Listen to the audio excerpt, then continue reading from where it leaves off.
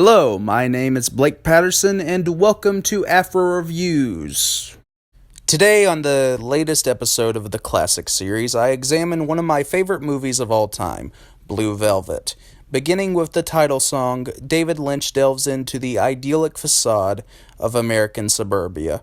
From a lovely rose to a waving firefighter, Lynch establishes this introduction as a satirical jab at 50s sitcoms and their positive regard for daily life.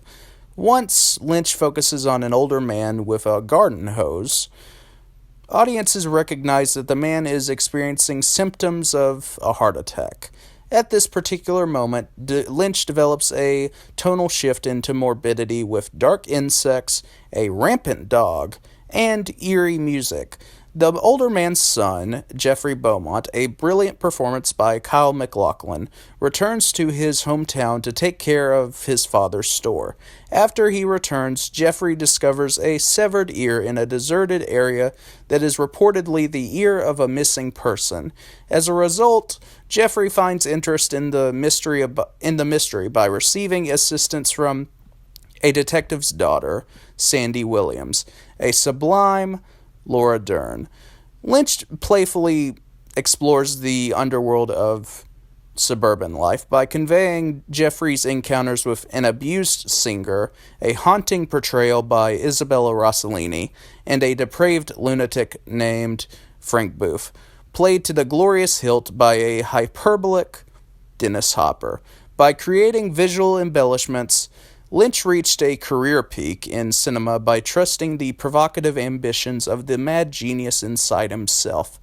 The motion picture is a hallucinogenic masterpiece that blissfully transfers from humor to insanity. Blue Velvet is the LSD trip of movies. Now I will show why Roger Ebert believes I am wrong. Our next movie is named Blue Velvet, and already this movie has caused a firestorm around the country, with some advanced reviews calling it a masterpiece and others calling it sick and depraved, and still others calling it a sick, depraved masterpiece. The movie takes place in a small town where a young couple stumbles over a mystery that begins with the discovery of a severed human ear and leads them to suspect that the ear might belong to the missing husband of a local nightclub singer. Here's the scene where the young couple, Kyle MacLachlan and Laura Dern, make a plan to spy on the older woman. Blue Velvet is a movie that really challenges you to think about your reactions to it. And my reaction is, I think this movie is cruelly unfair to its actors. It was directed by David Lynch, the same man who made Eraserhead and Dune, and he's a talented director. You can see that here and seems to have a lot of power. But he asked Isabella Rossellini in this movie to be undressed and humiliated on the screen, as few actresses ever have been, certainly in non-porno roles.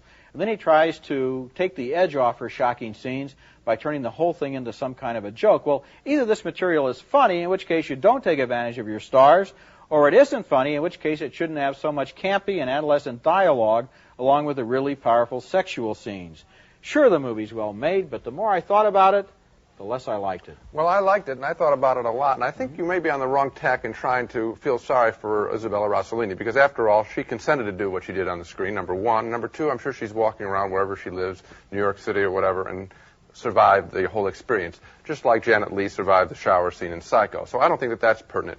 I think what's exciting about the film, and it is challenging, is it starts out with flowers and sunlight, and it's a happy little town, and then we dig deeper and we find out it's a nasty town, or at least a couple of people are nasty.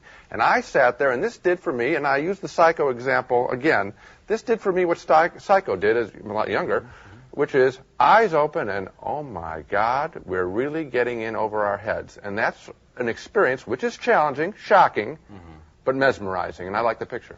Well, first of all, I don't think I'm on the wrong tack with Isabella Rossellini. In the first place, the movie was shot in two halves, so she had no idea, making her part of the movie, that all of the stuff outdoors and in the daylight was going to be smarmy and campy and funny with all kinds of in-jokes. And secondly, it seems to me that we can't divorce our reactions. It's not how Isabella Rossellini reacts to the fact that she's standing there nude and humiliated on the lawn of the police captain's house with lots of people watching. It's how I react. And that's painful to me, to see a woman treated like that, and I want to know that if I'm feeling that pain, it's for a reason that the movie has other than simply to cause pain to her. Well, I think that the reason is that the film is a thriller and a shocker. I mean, there are people that get hurt badly in real life, and right. I think that this is a legitimate one. This is not a simple mad slasher Okay, then movie. why is it a comedy? Because he wants to set you up. He's a director, and he wants to play you like all the directors, the great directors want to do. He wants to play you like a piano, which is have you smile and then swing you right into some depression. Yeah, well, the next time he got somebody you. wants to play me like a piano, he'd better get some music that's worth listening to. I think this is a good song.